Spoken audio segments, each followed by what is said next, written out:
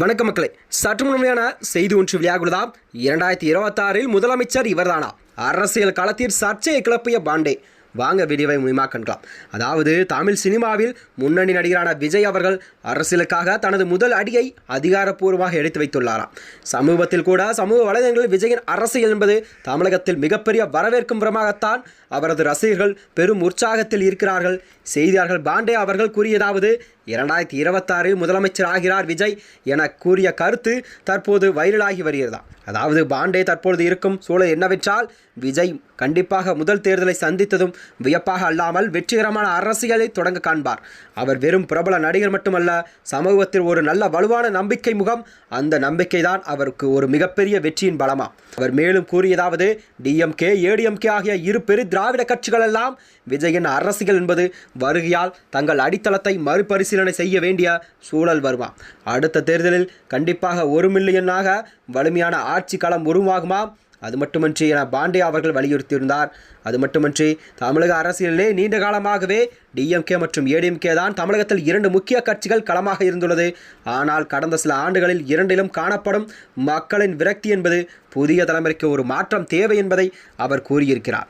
அதாவது இந்த நிலையில்தான் விஜய் போன்ற அரசியல் தலைவர்கள் கண்டிப்பாக தமிழகத்துக்கு வர வேண்டும் என்று அவர் கூறியிருந்தார். கல்வியறிவு கொண்ட சமூக அக்கறையுடைய ஒருவர் தான் அரசியலுக்கு வருவது என்பது இளைய தலைமுறை பெரிதும் ஈர்க்கக்கூடியதாக இருக்கும் என்று பாண்டே அவர்கள் கூறியிருந்தார்.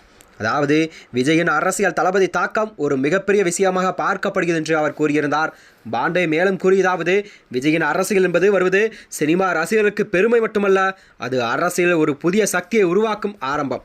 அவர் தொடங்க இருக்கும் கட்சி மக்கள் மனதில் ஒரு நம்பிக்கை உருவாக்கும் வாய்ப்பு அதிகமாகும்.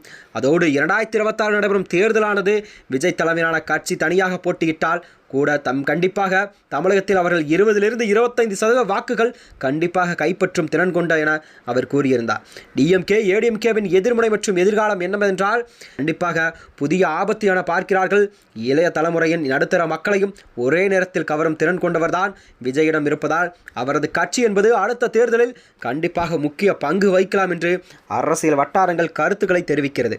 விஜயின் அரசியல் பங்களிப்பு என்பது டிஎம்கேவின் நகர அடித்தளத்தையும் ஏடிகேவின் கிராம வாக்கு வங்கியும் பகிர்ந்து கொள்ளக்கூடியதும். அதனால்தான் 2026 தேர்தல் மும்முனை போட்டியாகத்தான் தமிழகத்தில் கண்டிப்பாக வாய்ப்பு அதிகம் என்று பாண்டே அவர்கள் கூறுகிறார். ரசிகர்கள் ஏற்கனவே சமூக வலைதளத்தில் கூட சிஎம் விஜய் சார் 2026 என்ற ஹேஷ்டேக் மூலம் கொண்ட செய்திதான். விஜய் தன்னுடைய அமைதியான எளிமையான ஆனால் உறுதியான குரலில் நாம் தமிழர் கடமை செய்வோம் என கூறிய வீடியோ தற்போது கோடிக்கணக்கான பார்வைகளை ஈர்த்துள்ளதாம். அடுத்து 2026 விஜயின் அரசியல் என்பது மேடையில் வெற்றி பெறும் முதல்வர் ஆசனத்தை அடைவாரா அல்லது டிஎம்கே ஏடிஎம்கே மீண்டும் ஆட்சியை பிடிக்குமா? இதுதான் இப்போதைய தமிழக அரசியலில் சூடுபிடிக்க தொடங்கிவிட்டதா. அதாவது வருகின்ற 2026 சட்டமன்ற தேர்தலானது தமிழகத்தில் மும்முனை போட்டியாகத்தான் கண்டிப்பாக காணப்படும் என்று அவர் கூறிய செய்திகள் அரசியல் வட்டாரத்திலே ஒரு பெரும் பரபரப்பை எல்லாம் கிளப்பி வருகிறது. மேலும் இதுபோன்ற வீடியோக்களை தெரிந்து கொள்ள நமது சேனலை மறக்காமல் சப்ஸ்கிரைப் செய்து கொள்ளும். நன்றி, வணக்கம்.